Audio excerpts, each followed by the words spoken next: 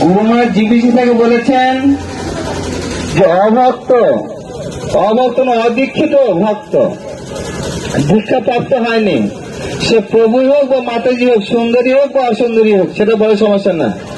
যদি তিলক, কুণ্ঠমালা, জপমালা নিয়ে যদি টিকটক ছাড়ে, তাহলে কিন্তু তার কোনোদিন দীক্ষা হবে না, সে যে হোক।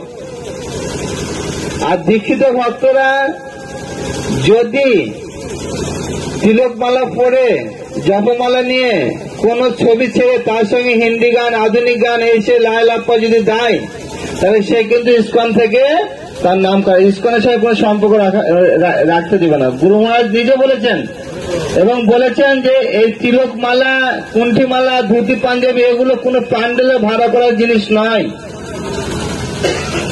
যে আমি ভাড়া করে নিয়ে আসলাম পড়লাম না, এরকম জিনিস নয়। এগুলো অবহেলা কখনো যেন কেউ না করে, পরিণাম কিন্তু খুব ভয়াবহ হবে।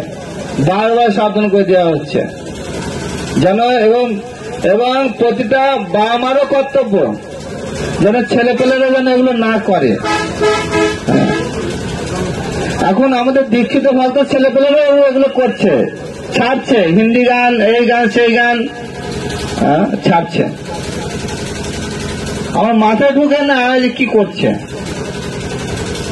কিন্তু আমি অনুরোধ করব, আপনারা ভালো করে শুনবেন, দেখবেন, আর যেগুলো করবে সে বুঝতে পারবে। কারণ এবার দীক্ষা কিন্তু আর সেইভাবে লালাপা হয়ে দীক্ষা হবে না। এমনকি গরমে পেশে মহারাজ বলছে, যদি কেউ সোয়াবিন খায় তাকেও ভক্ত এসে বাদ দিয়ে দিবে, সোয়াবিন খাওয়া নিষেধ। এত কঠোর ভাবে ইয়ে করছেন। সেই ইসকন কোন সাধারণ ব্যাপার না, সাধারণ না। আমরা সাধারণ ভাবে দেখি এটা আমাদের খুব খারাপ জিনিস, বুঝতে পারলেন? হরে কৃষ্ণ কৃষ্ণ কৃষ্ণ হরে হরে রাম রাম রাম হরে। জয় জয় শ্রী রাধা মাধব কি।